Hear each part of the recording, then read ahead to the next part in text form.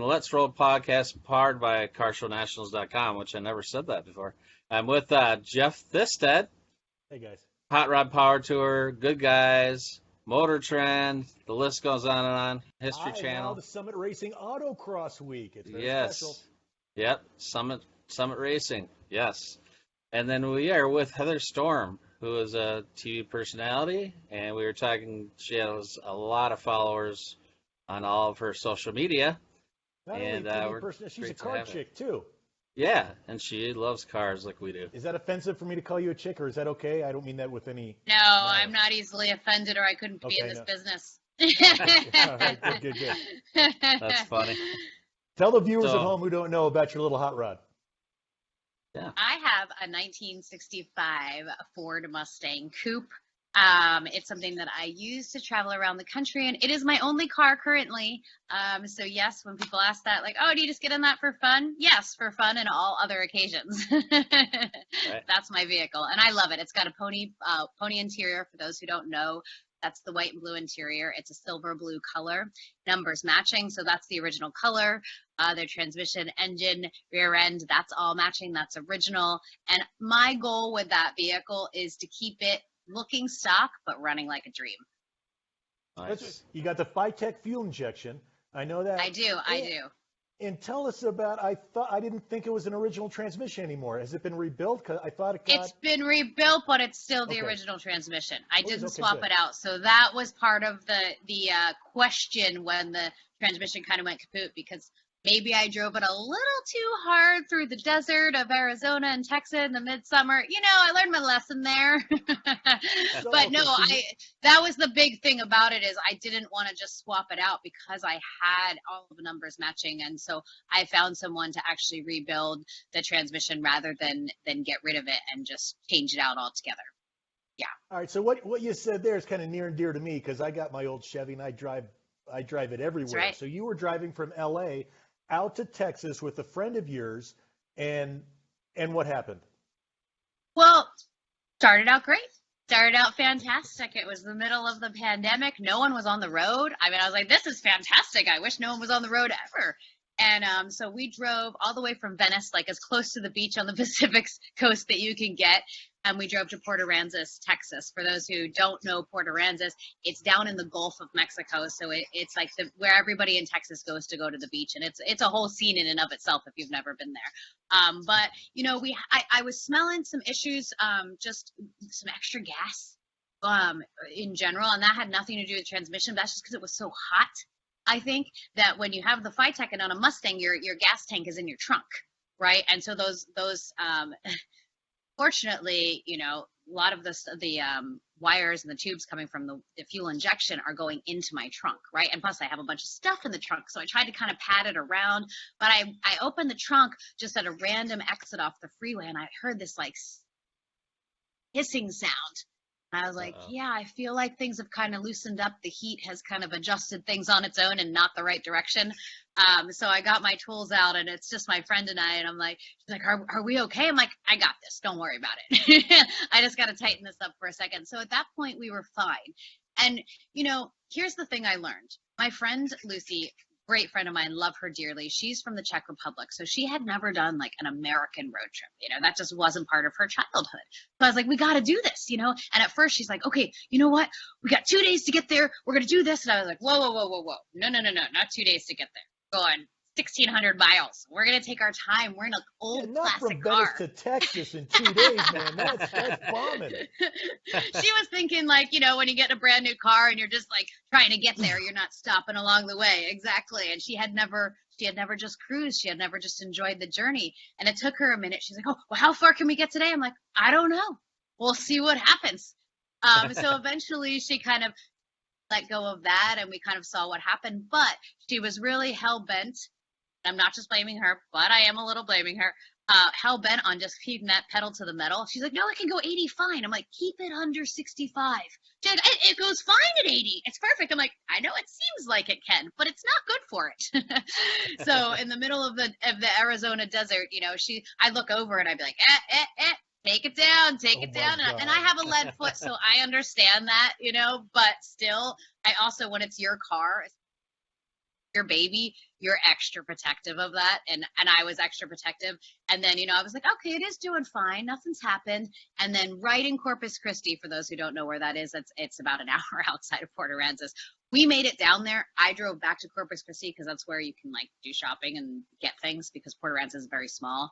And then it broke down on me. And I heard some noises. I'm like, uh-oh, this isn't good.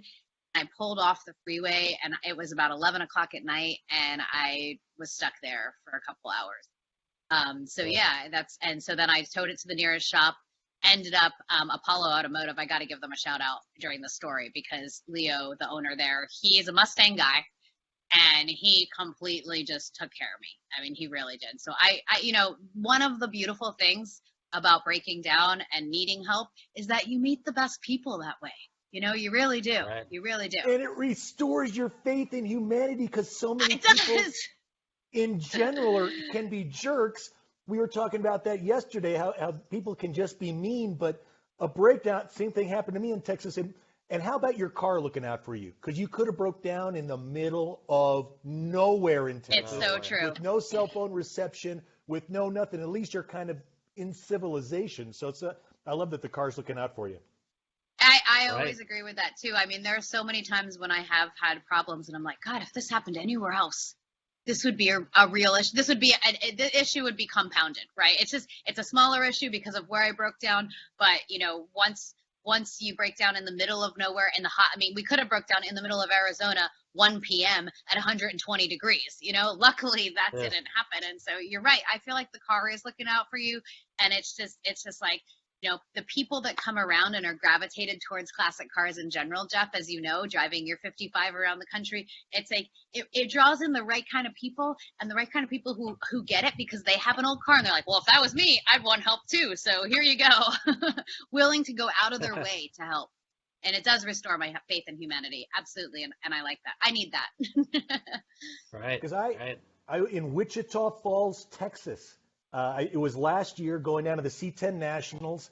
I went to have dinner with a friend of mine from Power Auto Media. I get back in the car, it won't shift out of first gear. Oh, no. What the heck? Won't shift out of first gear. Turn it off, turn it on, do everything I can. Won't shift out of first gear. And I had just met somebody who called up. You gave a shout out, Sanders Auto Body in Wichita. They took care of me, love the car. The owner's dad comes in. They let me stay in the car in the shop overnight, which was great in and of itself. But because you have a big vehicle, you can sleep in the back of, for people that don't know your vehicle. I got junk in my trunk. You know that. So I can sleep in it. But so then the next day, we can't let you sleep in there. You're going to stay in the guest room. Get out of here. So it restored my faith in humanity. And whenever I'm through Wichita Falls, I always stop in, always either to spend the night or just to say hi. Buy him a drink. It's like I've got new friends, and they stopped by and said hi at SEMA. So it was. Speaking of SEMA, when you're the one who got video of me, or not me, of my car was smoking. And yes. You're like, oh, I got all this, and he's like, no, what are you doing? It's like, well, people love that, Jeff. Everything doesn't. Yeah, you were freaking out because I got it. So backstory to that, Jeff, just for people who don't know because they weren't there with us, is Jeff and I, both having old cars, his a 55, mine a 65. We said, we're going to drive from LA to Vegas. Yeah, it's only 300 miles. It's only a 4-hour drive. However, when you have an old car, you're driving through the desert. As we know, things can go wrong. So it's good to have a buddy system in place, So we said, okay, we're going to drive together. We're going to leave together. And then, halfway through, I don't even remember exactly where we are, but halfway through the ride, I see Jeff's car and just smoke is pouring out under the hood. And I'm like, uh-oh, looks like he's having a problem. What do I do as a good friend? I get my camera out and I start filming it. Looks like Jeff's having some problems over there. And he's like, I can't believe you posted that. I'm like, that's real. People want authentic. If you never had a problem in your vehicle, people think you're full of crap, and you would be, because that's not realistic, What's realistic is that things happen and you need help from people. And then you meet people, and you meet great people in the car community. I am so grateful for all of the people that I've met in the car community. Helped me or not helped me, I'm willing to help anybody out because I know it's a give and take, and that's where you get that good karma from, Yeah. Exactly. So true. I was coming up last year up Pacific Coast Highway in the rain, there were rocks and all sorts of things. And you know PCH. This is Oh yeah. north of Santa Barbara. So there's a cliff Yeah. on one side. I get up to San Francisco, and I forget when or what, but I'm leaving a Walgreens in San Francisco, and my steering wheel goes like this. I broke the my God. the rag That's joint. terrifying. That's terrifying. I snapped the rag joint, and immediately I go to what if that had happened on PCH? Who knows? So it's like you got to live when the cars look out for you. They take care of you. Those cliffs are intense. I did a road trip on the PCH with Erica 2 years ago, a friend of mine, and we drove my Mustang. And again, I love having people in my passenger seat, and sometimes I'll let them drive. I don't know how much I'm going to let them drive in the future. We'll see. But no, Erica did great. But she had never driven a classic car or done a road trip in one either. So it's really fun to get their perspective on that. But I mean, I was thinking that one time part of the drive, we were driving through fog so thick I couldn't see the car in front of me. Right. And we're on those cliffs, and I'm like, I don't know where the road stops or where the turns are. And so we were going like 25 miles an hour because we literally couldn't see anything. It was kind of spooky and scary and awesome all at the same time. That's the adventure I'm looking for. Exactly. So you drive are you a specific Ford girl, or are you agnostic? Do you have a choice? Yeah. I like how you use agnostic in the car terms. Yes, I would say I have to because I know you're doing stuff with the you've got a new series with the Ford Bronco that you've been beating on and doing some off-road some stuff. It's true. Thanks, Jeff. I would say it's not on purpose that I found Ford. I would say I always have liked the Ford Mustang, in particular the 60s Ford Mustang. I just think they're just Americana, iconic, cool. You know what I mean? It feels so good. I can't even describe the feeling, but I'm sure you understand it. When you're just driving through America in your classic car, you play some 60s, 70s tunes, and you're just by yourself, and it just feels like, wow, this is how it's supposed to be. Like, it feels so amazing. I just feel right at home, and I guess I kind of knew that it would feel that way without ever having that feeling prior. And so that car just, when I didn't know exactly what car I was looking for when I went to buy a classic car. But a friend of mine, Ronnie, on the show on Garage Squad, he said, I have the perfect car for you. And I'm like, yeah, right. Everyone says, yeah, I know you. I'm gonna find the perfect thing for you. And I said, show me a picture.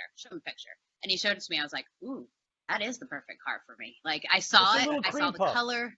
Yeah, it just was perfect, and the size is right, and just also, I gotta say, I got a lot of crap from fans and stuff because they're like, oh, you should get a more unique car than that. Well, for me, as my first classic car, I have to say, I wanted something that I'd be able to work on, that wasn't going to cost me a fortune in parts, that was easily accessible to get parts should it break down in the middle of nowhere. So I had goals for it, and I knew the level that I was at, and, by myself, what I could do. So I said, I don't want it. There it is. There she is. That's in not in Santa Fe, but it's in New Mexico. So for me, that's why I ended up choosing that car. I wanted something that was going to be easy to deal with, easy to get parts for, not going to, break the bank when I need to fix it, because anyone with a classic car knows you always have to fix it. It's a never-ending process, right, Jeff? Someone asked me after I put this the last fuel injection system on the small block, so are you done upgrading now? I'm like, dude, it's a hot rod. You're never done. There's always something to do. You're never done. Mike, do you have a classic car? You're sitting over there nodding, but, we want to include you in this conversation. I have in the past. I had a 67 Chevelle, and I have stories, too. I was driving to work in that, and my brake line burst in rush hour traffic.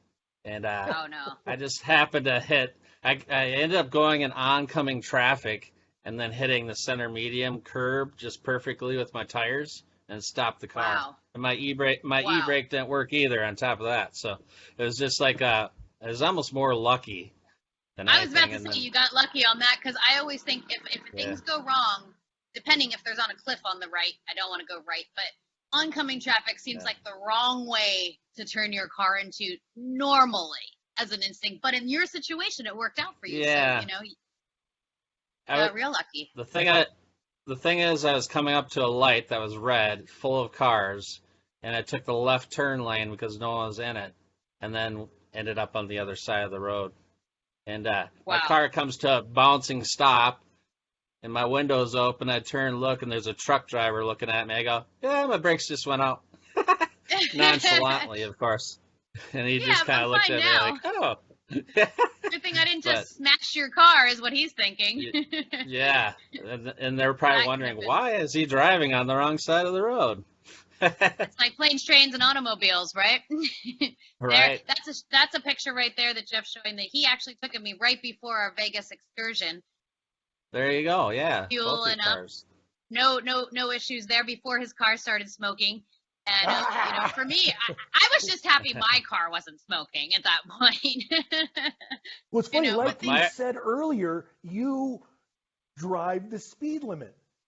And you, like 60, you do. You're a very safe driver. I appreciate you using turn signals. I always do. I love that they work on my car, but yeah. I don't necessarily drive the speed limit. I drive fast. Or faster than the speed limit. Your Classic didn't fix you with that. See, so I used to drive super fast when I had my BMW 4 Series. I was that asshole BMW driver. Like I was like, you know what? Get out of my way. My car goes faster. You're in my way. And in Los Angeles, this Jeff living in Los Angeles, if you don't go, you're screwed. Like if the light goes and people hesitate and you don't get to go, you're like, oh my God, it's 20 more minutes of this late. I can't do this. I'm going to be late. So you got to just go. And you got to not wait for other people. It teaches you to be, I like to say, assertive, not aggressive, assertive. But I was a very assertive driver. Yeah. I'm going to use that. Assertive. But in that car, I was zipping and all over the place. I was coming out of lights super fast, and then I realized that's really not going to fly on my Mustang because I don't have the same capabilities in this car to maybe stop on the dime like I would like to if the brakes go out. Just more things can go wrong. And when I'm driving that assertively, I'm setting myself up for more disasters. So I kind of pulled it back. And you know what? I enjoy it. Now I'm just cruising. I'm not aggressive. I'm not assertive. I'm just like, all right, go ahead. Yeah. How you doing? I wave at people. I let them go. It actually slowed me down a little bit. Yeah, it's funny.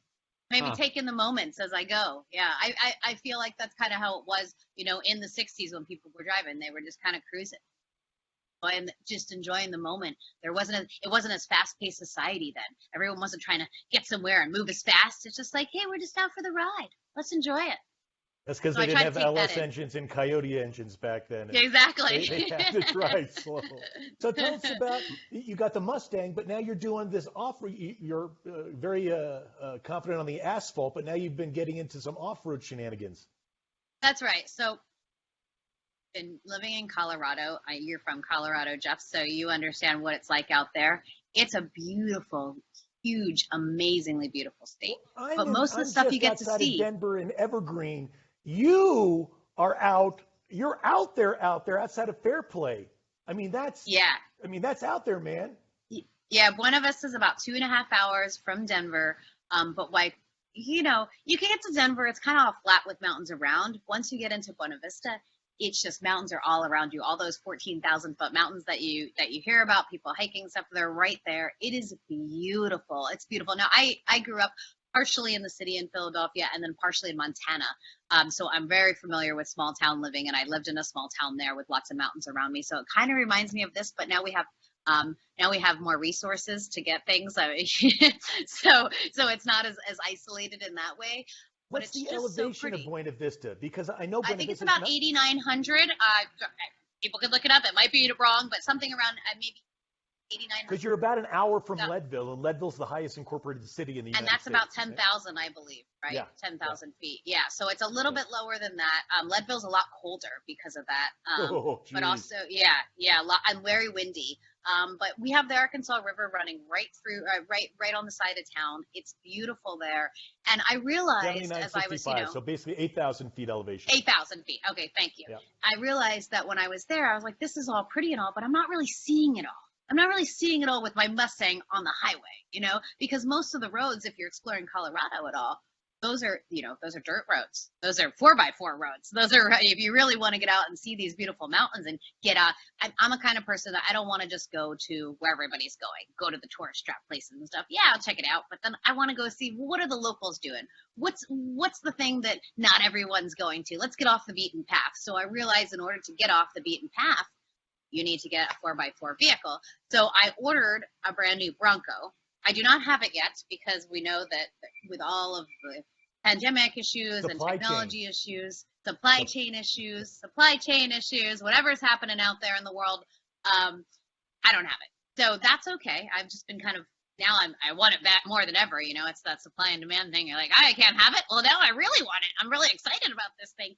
But so I decided to just get out and explore it out. There's the Bronco Super Celebration West. I don't know if you've ever been to that, Jeff, being in Colorado, but it's a huge Bronco event in the West. I think this is on the third or year that they did it, was the year that I went. And everybody comes in the West with all their Broncos, old Broncos, new Broncos, everything Bronco. And it's this whole community. And I thought, that's great. I want to get out there and start to meet these people and see where they're going and what they're doing. And just like the classic car community, the Bronco community is such a great group of people. It was so fun to meet everybody. And just, you know, you have your really extreme enthusiasts, adrenaline junkie people. And then you have your cool, just classic Bronco enthusiasts. It was really fun to kind of learn all about that. And so I've been starting to learn how to go off-road and learn how to drive off-road. And that's been really exciting. It's just, I always want to keep learning. I always want to keep challenging myself and learning new things, or I don't know, life kind of gets stagnant. So to kind of take it to the next level and get out there and start to see the beautiful country with beautiful dirt roads. And it's really been exciting. Oh, and there's so much to see in Colorado. My brother's in Keystone, and they've got this nasty little Rubicon.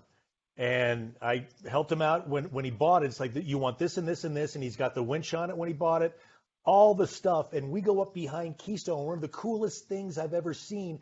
We get up to the top, we're way above timberline, and over there in the distance is this little red dot.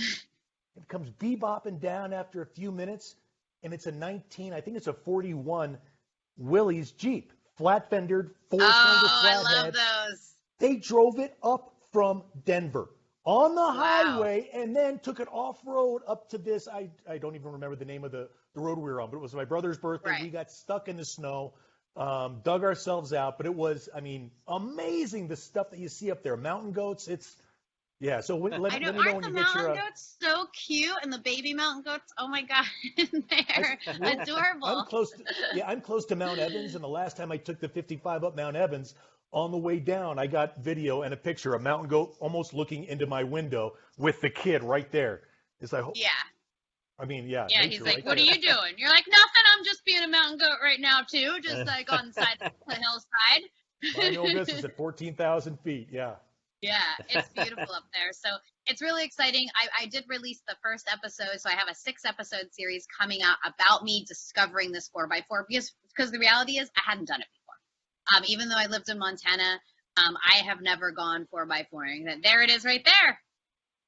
Jeff's always prepared. Check it out. It's Heather S. Heather S. on YouTube. It's heatherstormTV. Yeah, I don't know. It's showing. It just says Heather S. here. If you go to heatherstormTV on YouTube, that's where it's airing now. It's also on offroadsource.com as well. And there I am. And and so the first one was just me discovering the community, and then I rode in the new Bronco for the first time in the first episode. But we already have filmed the second and third episode, where second episode coming out in February. I actually get in the Bronco and go to an off-road park and actually have my first experience off-roading. So for people, the goal is to help, discover off-roading through my eyes, which I'm a newbie to it. So, I don't claim to be an expert in any way. I'm learning. And if anyone else out there is excited about it, wants to learn, it seems intimidating. I get it. It seems a little intimidating, but you know what? It's a lot of fun. And so this off-road park episode, I just had so much fun doing donuts, spewing dirt everywhere, going through mud, and it was just Baja racing. It was so fun. So I'm really excited about it, and I hope that people really enjoy seeing that. Where's this outdoor or this off-road park? It was outside of Detroit, Hollyoaks Off-Road Park. Yeah. Nice. So I went to Detroit in the second episode. Kind of got a little history of Ford in general, because like you said, hey, you got the Ford Mustang, you're ordered a Ford Bronco. It's like, let me find out more about, Ford. What built this, Motor City. And so I went to Detroit, and then I went and did the off-road park, and it was a lot of fun. Yeah. You just gave me goosebumps, the Motor City. Really? Did you drive down Woodward? Did I drive down Woodward? It's like Maybe. I drove the 55 out for the Hot Rod Power Tour last year, and the weekend before the Power Tour was the Woodward Dream Cruise, and Woodward is Oh the yeah. first paved mile on the planet. The first paved. Yeah. I mean, Did I drive down Woodward? I don't You know must if I have. did now. I might have missed it. Oh my goodness. I'll have to go back if I did. Who cares? Because I've got to Then we go made a reason back. to go back. Yeah, there's the Ford Museum where they've got Thomas Edison's plant. Went It's there. Yeah. You did. Okay, I haven't The been there Ford yet. Pickett Museum is his Yeah. very first museum, is the museum where he started, I Very believe, cool. I forget, it's like The assembly 15 line. employees or something. Yeah, where everything was manufactured, Yep. started with like 15 employees, ended up with like 1,600 or 1,900. And just the grit, the work ethic that built the city, it's pretty incredible, honestly. And I think that people will appreciate that. I mean, it takes a lot of hard work to make things happen, but Detroit was kind of a city that helped people realize the American dream. If you work hard, you can buy a house, you can raise your family, you can have a good living. And people came from all over to be involved in the automotive industry there, and it's still thriving. I mean, even though it went through some rough times, the people there, they have grit, they have work ethic, and that's what it takes to keep surviving. And it's pretty interesting to learn all about it. Well, I used to think Colorado was cold, and I would skateboard at the Venice Beach skate park in the morning, walking from the GM Ren Center to Cobo Hall during the Detroit Motor Show. My hair would freeze solid every morning, and my buddies in Venice. Well, how does that happen? Because Canada's right there, and there's a river with ice, and it's freezing. So Yeah. they have grit. It's unbelievably cold. It's very, very cold. Yes, So I you would want to ordered live there in the winter. The Bronco. Is the Bronco completely stocked? Did you order any upgrades? I don't know. Are there lockers available? I did. Yeah, I got it so that it's been so long since I ordered this. I mean a year. Wow. I did order upgraded versions of it. And I have to be honest, it's cold in Colorado. I got heated seats. I want heated seats. Right. Did you get the heated steering nice. wheel? No, because that was another level. Another trim upgrade. level, It was, yeah. it was like another trim level, and I was like, okay, well, how fancy do I really need to go? Right now, I have a Mustang with I either switch between heat or no heat or AC on the Mustang. I have to actually get out and do that under the hood. So we've got a whole major upgrade. I feel like just the fact that I can turn on the seat and the heated seats is really exciting. No, but I got it with lockers. I did get the upgraded package. So yeah, I wanted to have it be ready for me to off-road, and there's going to be things I'm going to do. I'm working with Best Stop. They're an accessory line for Broncos. They work with Jeeps as well, but for Broncos as well. And they've been doing it since the 70s with Bronco accessories. So they have a lot of different accessories. So as I get my Bronco, I'm going to be putting on some different accessories and being able to have the soft top and have open air. I'll have some cool lights that I'm putting on. I've seen some of the products out there and I'm like, ooh, I can't wait to get my Bronco and really, because I want to camp with it. For me, camping in the Mustang, that's not really gonna. I know you camp in your car, Jeff. What can I say? I'd be curled up in the back seat of my Mustang, but I want to use my Bronco to really find some off the beaten places in Colorado and the surrounding area to be able to camp on it. I saw this really cool thing that you can get for the tailgate where you can put a table. So once you swing it out, you just drop that table down. So instead of using the back of your car or pickup, you can actually have a little table there that's already set up. So if you're not on stable ground where you can put a little camping table, you already have one. You don't need it. So it's all about really making it work and making it easy to be anywhere, I think, with the Bronco. Because if it can go anywhere, you need to be able to go anywhere. Are you getting the 2-door or 4-door? I think it's a crazy question. I'm getting the 4-door. That would have been my guess. Because I have a 2-door with the Mustang, and so Right. I actually prefer I really like the look of the 2-door because it's more stylistically reminiscent of the 70s Bronco that I really love. Right. But practicality wise, and for using it for going camping, and I'm going to be filming that stuff, I needed to have the 4-door so I can store some camera equipment in there, get all my camping gear in there, bring somebody as well. It's a little more cramped in the 2-door for sure. Yeah. Well, 2-doors, the 2-door wagons are worth so much more money, but 4-doors are so much more practical. I know. I Once agree. you, yeah. When you constantly have to open the thing, push the seat forward, try to get things. I mean, and if you're somebody who's in and out, boy, does that get exhausting. I mean, it's really nice to just have the practicality of just opening a back door, and then you can have friends. Friends can join you. I mean, that's a fun thing. Do you remember when the Ford commercial came out? I'm like, the Bronco commercial came out, and I saw the yellow two-door one, and I was like instantly like, oh, I need to get that. And the thing was Yeah. just, that's the first time I saw the commercial. I'm like, I grabbed you. want one just like that. And I looked at it. I was And what like, "Nah, I happened? can't really afford. I don't have the money. I just don't have Yeah. the money to buy one. I had, I saw it. I'm like 40 grand. I think that's what I was starting out at. But That's not bad, I want- honestly. Like yeah. as like a new vehicle that can do all the capabilities that the Bronco can do. I feel like the starting price is very reasonable, especially for Yeah. something that's 4x4. That's Yeah. of course you can go up from there, whatever you want to do with it. Not saying you should have gotten it, but just general sense, I was pretty happy with that because some of the vehicles come out like that's really cool. Oh, 100 grand? Yeah, I don't think I'll take that one. Right. I mean, it is So- reasonable, but I'm like, I don't really need a new car yet, so. Do you need it? Yeah, you're practical. Yeah. You're practical, Mike. That's a good Right. quality to have. Guys, I'm in Right. Costa Rica right now. I just want to show you a fun thing here. So this is a pipa, and it's a coconut, but it doesn't look like it because here they shred them already to make them easy. Because otherwise, you see the people with the machetes like hacking the coconut open. Yeah. They've already shredded it for you in the store when you get it. But what happens is I have a reusable straw right here, and then on the top of this thing, there's like 3 little places that you can stick it, and one of them is a little softer than the rest to get the hole through.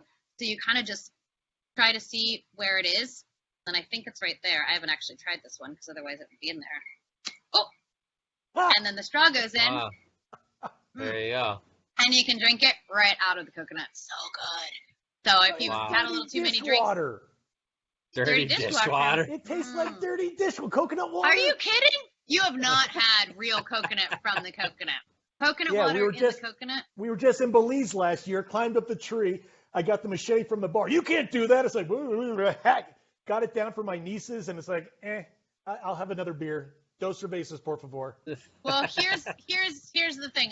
They taste different depending on how mature or not mature they are, right? So the more just like anything, the more mature it is, the sweeter it's going to get, the more sugary it's going to get. And if it's super, super young, it's going to be less sugary.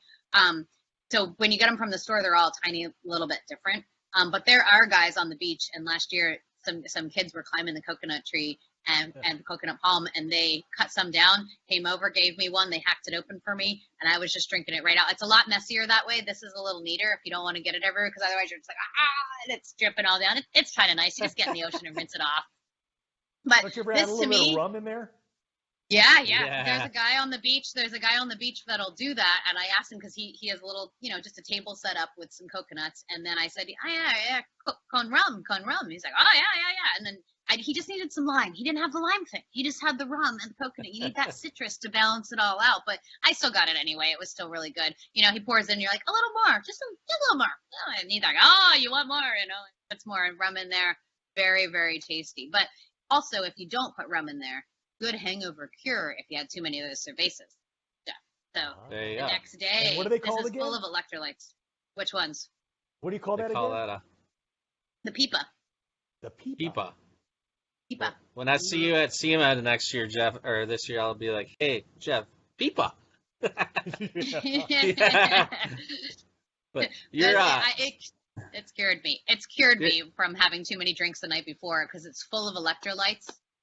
yeah. Like, You're a nature's connoisseur hangover cure. of drinks because you do that. You've done that podcast with Brad Fanshaw, and I can't remember his other partner. But you with were Dave doing Merrick, that. Well, Yeah. they pulled me in because I owned an event company specifically focusing on fresh cocktails in Los Angeles for 8 years. I started the company. I ran it for 8 years. I realized I don't want to be on call worrying about people's glassware and people's cocktails anymore, and I sold my half of it and moved on with my life. But I am a drink connoisseur, absolutely, and I love just fresh ingredients. To me, the quality of the ingredients, whether you're making cocktails or whether you're cooking, is what makes your food good. Yeah, you got to know how to put them together, but if you start with crappy ingredients, it's not going to be that good. So it's all about right. quality to me. So having a fresh peepa that isn't even open and you can just stick the straw in, forget that bottled coconut water. This is the real deal. That's pretty See, cool. Mike, she's a drink connoisseur. I'm a common sewer. Common sewer. Yeah, see what I did there? Yeah. I don't think we Right. got that fully.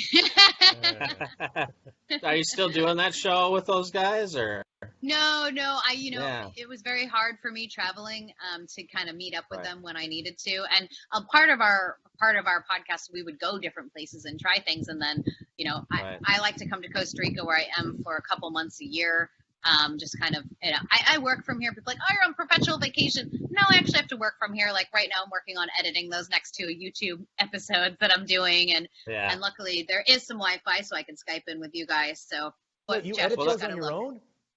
No, but Oh. I'm working with an editor and we have to look at them Okay. and I have to write the VO. I write everything and I'm picking out clips and all of that stuff. I'm very heavily involved in what I want the story to be. So I'm the producer and writing all the stories. So yeah, I'm heavily involved in making sure it comes out with my voice since I'm the person doing it. So I'm working from here, but it's nicer than working from some other places. So yeah. So I come for here sure. for a couple months a year as long as I can and just kind of when I need to come back, when my Bronco's ready, I'll be back. Well, that's what Jeff asked me. Is she still in Costa Rica? I'm like, I have no idea, but she just posted from Costa Rica, so she must be there, Yeah. but I'm not sure. Mhm. And every time you post, it seems like you're there. You're always posting from there, so. There's better pictures here. Oh yeah, nice. Is it beautiful? I've never been there, obviously. Is there a car scene out there? The car scene is very minimal here. Your car will rust. It's it's very, the humidity is about 90%. Is And it more so, of a moped scene? yeah, it's more of a Mopeds, moto scene, more of a moto. Motorcycles are what are driven here majority. People do have vehicles. There are some old Toyotas that are really cool that people have restored here. But as far as like American cars, no, there aren't. Yeah. I said that doesn't exist here. So if there's any old vehicles going around, it's like cool 70s Toyota Land Cruisers and things like that. But as far as like a car scene or car clubs or anything, no, I got to start one here. But first I got to get myself an old Toyota and then I'll start one here. But that's what's really funny about that is I run a website that advertises car shows, and these guys from Malaysia kept reaching out to me, and they're like, "Can you put our flyer on your website?" Because I thought it'd be kind of cool being an American website. So I did it for them. And I got all these people coming from their country looking at it. And then I see pictures from the show. It's all 55 Chevys, 57 Chevys, the whole room. I'm like, wow. They got all these American cars. Yeah, it's crazy. So, yeah, it just depends on kind know. of the history of the country and what vehicles were imported from where, and that's what they have. And so every country is kind of different. Yeah, and what they have. People are like, you bring your Mustang there? I'm like, are you kidding? First of all, it's very, very expensive to import your vehicle here. So most people, unless you have buku bucks, you are not bringing your vehicle. The tax on importing your vehicle, they don't tax you on what it's worth now. They tax you on like what it was new. And it's just like, so whatever you're bringing in, you're paying like a 50, whatever. I don't even know what it is. It changes. But you're paying an exorbitant tax what it was new, and then your vehicle became 20 years old. No, it's going to cost you more than it's worth to bring it over here. So I think mine was 1,500 new, so I'd be okay. You'd be okay. You'd be okay. It would destroy it here, Jeff. Though I mean, I know you drove on the beach. You're like me. We take risks. I drove mine on the beach, but then you rinsed it off afterwards. Got all the salt and sand off. I mean, here you're just inundated with that salt water. I mean, when I was in Port Aransas, I saw the chrome on my vehicle, and I was only there like a month or two. The chrome all around on my mirrors and stuff just started to like get that crusty, salty deterioration on it. I'm like, oh my God, I got to get out of here. It took me 9 months to get, like an idiot, I drive out to the Bonneville Salt Flats, and I had never been there before, and it's cool as can be. So I'm out there cruising, and I come across this photo shoot, and I stopped, and they all stopped their photo shoot, surrounded the car. We can't believe you drove it out here. Isn't it going to rust? Wait, what? I had no idea. No. I had, on the bottom of my flip-flops, I had 2 inches of salt. It was caked underneath the car. It took me 9 months to get, I had to take the headlights out to get all from underneath the fenders. It was, that's some serious, that's a whole whole nother level of salt out there. Yeah, like because that's dried up and it's just. I mean, it's I'm scary, an idiot, but I would do it again. Yeah, you had fun. It's about the adventure. I mean, you can keep your car pristine in the garage like lots of people do. What's the fun in that, though? I want to drive it. I mean, that's the fun. And that's, a lot of people are like, you're crazy. You're driving your car across the country. I'm like, what else is it for? Luckily, the guy I bought it from kept it in the garage, so it was ready for me to drive it. Exactly. That's why you guys are so similar. That's the funny thing, because you both drive all over the country. I'm kind of stuck here in Minnesota, You can do whatever you want, Mike. You're not stuck. I got a 7-year-old, so he's going to school, stuff like that. So I can't get out. Weekend trips, you can get out wherever you want. It's all state of mind. This is what I've learned. It's all a state of mind. You can do whatever you want to do. So see, after we went to SEMA, I thought it would be a great idea. I've got a Chevy, you've got a Ford. Boy, girl, you've got Fighttech fuel injection. I've got Holly fuel injection. You've got the coupe. I've got the wagon. It's like, what the hell? Drive them all over. We'll get stories to tell. It's all about the stories at the end of the day in life, I believe. What's life worth living if you don't have stories to share with other people and who can relate and get joy out of those? I mean, that's really what it's all about. And for people like you, Mike, who might not be able to go right now because you do have a 7-year-old, you get to live vicariously through Jeff and I, who have all these cool stories. Well, You're that's like, what I do. When he's grown up, I'm going out there. Jeff has got the most amazing pictures of his car. He's just takes it everywhere, and he's got some. I'm like, wow. Who's taking those pictures, Jeff? Are you taking those pictures? Yeah, that's me. You're a better photographer than me. I'm telling you right now. I don't know about that, but all that, I think I agree with you. They're fantastic pictures, and over the years, I've watched your photos get better and better, which is fun. But that's the thing of anything. You start out, you just have to be willing to put stuff out there in the beginning, and then you realize, hey, it's okay right now, but if I keep doing it, I'm gonna get better. And I think that's anything in life. Whatever you're doing, you got to start somewhere, and then you get better and better, and you're like, wow, I see progress just from continuing on with this. Well, it's kind of funny what Mike had said earlier. We don't know if you're in Colorado or LA or if you're in Costa Rica. The pictures that I post, I mean, friends of mine, I thought you were here. I didn't know you were out there in Utah. It's like, that's an old picture. Well, where are you now? It's like, doesn't matter. Nobody knows where I am because of all my stupid pictures. So. Well, I know, it's so funny. I don't even know where Jeff is half the time. So he's like, well, tell me what in Colorado time, and then he's traveling to Texas. I'm like, what? He's just all over too. So that's why you sent me the invite on my calendar. I just accept. Okay. That's what I do. I like the invites. I'm like, okay, what time is that invite at? Is it at my? Okay, perfect. I set a reminder. Gives me a reminder. I can get my hair ready, and there you go. Your hair looks great, by the way. It looks fantastic. Thank you. So what's your next adventure? Right. Well, coming back at some point. Okay, yeah. I'm actually waiting for my Bronco. When I get my Bronco, I'm coming back to Colorado, and then that's when I'm going to start filming my new Bronco, me adventuring in my. That's the next step for the Heather Storm Off-Road series on YouTube. That's my next step. I'm excited about doing that. I have given thought of okay, where am I going to go in Colorado? Maybe I can get some tips from you, Jeff. We'll talk about that offline, off air.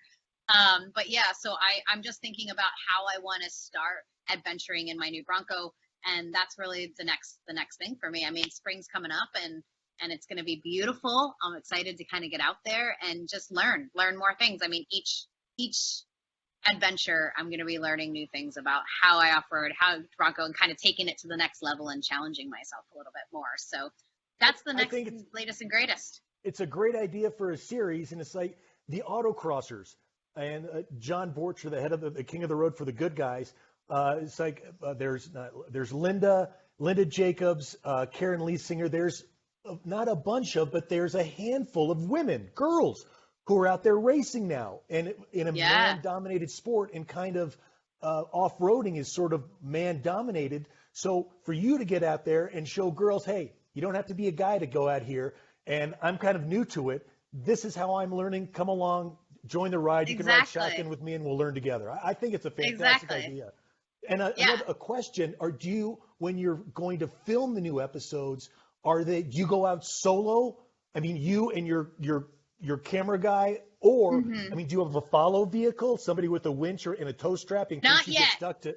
Not yet. Okay. Not okay. yet, but I only have done the first 3 episodes. I haven't been in my own Bronco yet, so we'll see Okay. what we end up needing to happen. You know, we could it could get dicey, and we might realize, hey, you know what? Just having one vehicle isn't working so well. But you know, I haven't actually been out there yet in my vehicle, so I haven't really had the opportunity to experience that.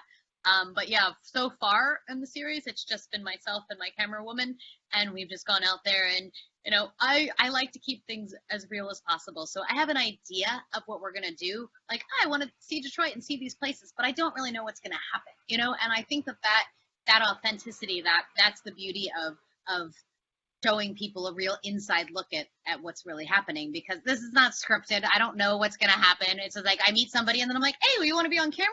Do you mind being in our show? You seem great. You seem like you know some things. And then next thing you know, they're on camera telling me about stuff. And I'm like, this is great. You know, but it's really about just finding those golden moments with people and discovering it. And I really want to keep it authentic so that people really are, when they're watching, discovering with me as I really am discovering what's going on. So, yeah. That's fantastic. Have you seen the new episodes of Dirty Jobs with Mike Rowe? I haven't, but he's great. I love him. He was great back then, and I saw an interview before the new season started, and he said just what you said. There's no script. It's me learning what these people do organically, and then watching the first episode, you see him walking by this one of these boats, and he's got his iPhone, and it's got the camera guys over here shooting him with the iPhone, and then it cuts to his iPhone footage. It's completely it's him and a camera guy, and they're doing it. So I think that's great. I love it. I don't know. I think that's what people want to see. I don't know if you know this, Jeff, but my buddy Ed Golden's done a few things with him. Done a few really? I love shows Mike. with. He's got the voice. Yeah. And he's so dry. He's so funny. Yeah, my buddy Ed is staying with me at SEMA this year. He's in my hotel room because I know he always does it every year. Like, I'm not going to go, you know, because of COVID and all that. Then he starts seeing all the pictures and everything, and he's like, hey, you still at SEMA? Could you get me in? And I'm like, well, I can't get you in, but someone could. And you know all these people.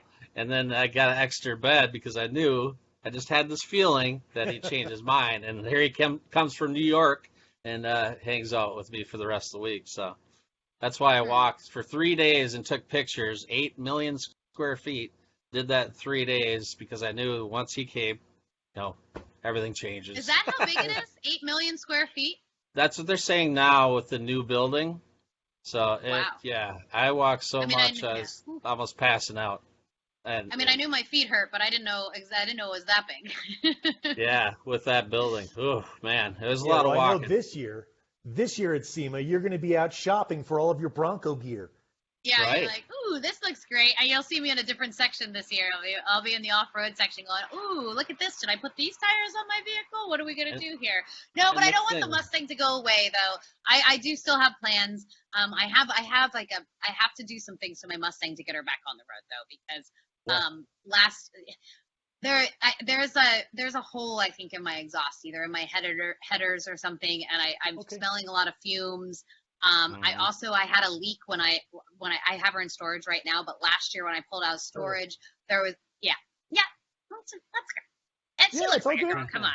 Yeah, it's good. So we when I pulled her out of storage, I noticed that like there right under the engine there was like a mixture of transmission fluid and oil, kind of a little piled up, and I'm like, okay, well this isn't good. So I really think, and I haven't really done anything to them. I haven't really gotten in there. I haven't gone in there with anybody. So there's things I've done, but I kind of did some ancillary stuff like the fuel injection, the suspension, all that sort of stuff, and a lot of interior work, but I haven't really gotten in there. So I think this summer, that's going to be my next project. And then hopefully I can do another cruise with the Mustang. But I want to take care of some issues before I just get on the road again, because I don't want some big things to happen. Little things happening on the road, that's okay. Big things happening, it's not as good. Not so good, yeah. I know with all the delays, I don't know, like, is Ford updating you on the Bronco? Are you getting updates from the company, or minimal how is updates? That going? Yeah. Minimal updates. It's in production. Yeah. I'm sure there's a lot of people waiting. But I had a guy who was waiting for his new Corvette, And I ran into them at a car show this last summer, and they said it's going to be a ways out. And then literally saw him that weekend, and then like Tuesday, your Corvette's done. And he had said he'd been waiting forever, you know. So come on, Ford, get her Ford done. I think that, I think it would be hard for them to give too many promises with exact dates and stuff, and I understand that. And, I've kind of embraced the lessons here in Costa Rica, which is like, it'll happen when it happens. Here you want things to happen. There, it happens when it happens. You can't rush things. And so I just, at first, I'm like, when am I getting this? When am I getting it? I got it. And then I'm like, you know what? I don't know. It'll be a surprise whenever I do. Then I'll be excited, and we'll move on from there. Until then, I'll just do what I need to do.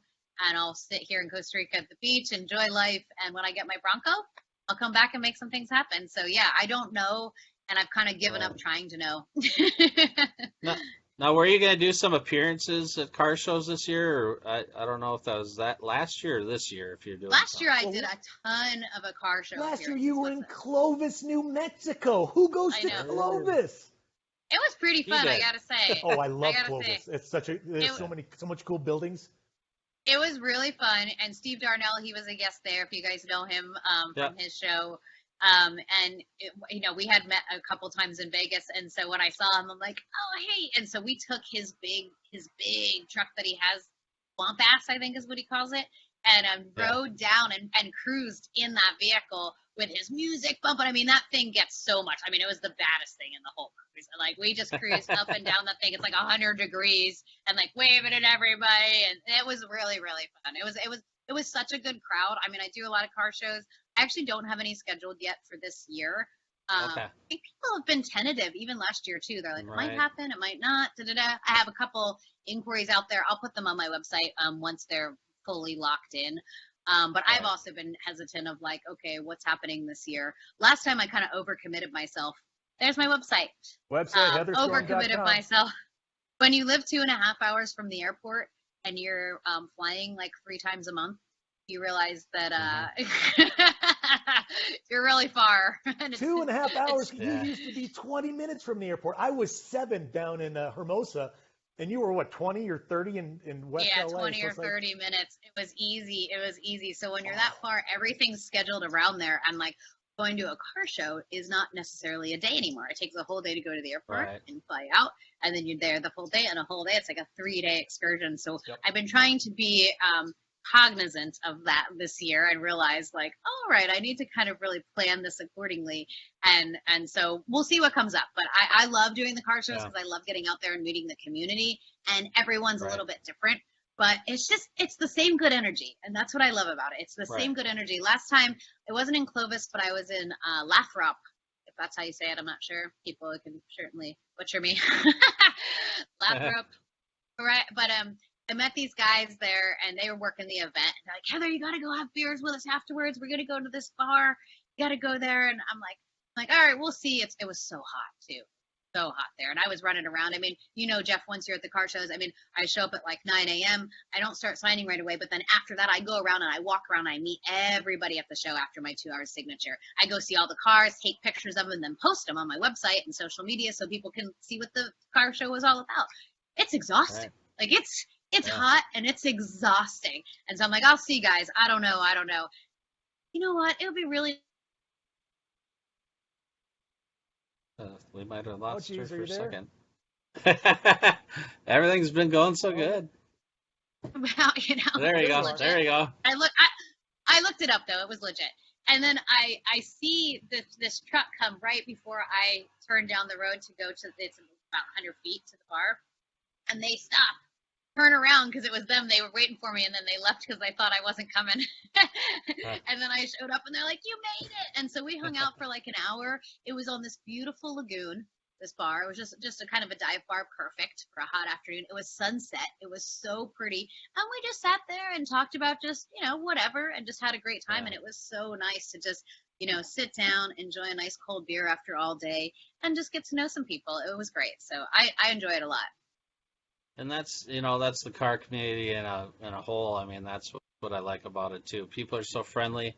People at SEMA are friendly. I mean, that's the main one I go to every year, but I go, we have Back to the 50s here in Minnesota, which is about 12,000 street rods. And Jeff, you need to get out here sometime. You know, we have that every year, and it's an awesome show. But just seeing the people, especially after COVID, that's you know, people were they canceled back to the 50s last year, and then a week later it was back on, and all you know they get 100. Des Moines. I'm about 3.5 hours. Oh, that's I know. Yeah, I'll be at the Des Moines, the Good Guys Des Moines. I just learned yesterday from Tim. Yeah. When is that? During our podcast, right? During yesterday's podcast, I learned. Yeah. July. It's July. I want to say, I don't know if I'd have to look again, 3rd or 4th or somewhere around the 4th of July. But the problem is I usually work on that weekend. So I was like, man, I got to get down there. Well, for you guys great, at home who though. want to follow Heather without getting arrested and stalking her, Heather Storm on Facebook, Heather Storm LA on Instagram, 101,000 followers. You're very popular. Heather Storm TV on YouTube, not Heather S. Heather Storm TV, right? Yes. And then website, heatherstorm.com. Yep. Facebook, heatherstormTV, and Twitter for those people that are on there. I do have fans on Twitter. I know it's lesser used, but heatherstormTV. Sometimes I'll just post stuff on Twitter that I don't post on the rest of it, just to kind of see if, you know, just kind of put it out there. You've got fans everywhere. After SEMA, I drove up to Pleasanton and there was one guy. I know I sent you the video of Bruce. He owns that. Oh, yeah. So anyways, thank you so much for taking the time. Yeah. I look forward to seeing you in the new Bronco. You're welcome back anytime on Car Show Nationals. Enjoy Costa Rica. Thank you, guys. Costa Rica. It's not an island. It's not an island. Just so you know, just people confuse Puerto Rico with Costa Rica. Costa Rica's in Central America, not an island. Nice. Oh, well, I'm glad we were able to do this, since I've been trying to do it since 2017 when your publicist reached out to me. And Heather changed everything for me, because I had an iPad back then, and they wanted me to interview her, and I'm like, I just have an iPad. So I went and bought a nice camera, and the next thing you know, Discovery contacts me and says, do you want to do a podcast? And I'd actually not done a podcast yet. That's how it all came together. Right? So that's how it all came together. So happy to chat with you guys today. Thanks for having me. Thank you. Yeah, it's so awesome having you on, and thank you for being on and making it work too with your internet. Absolutely. I'll talk to you guys later. Take care. Yeah. Talk to you later. Bye-bye. Thank you.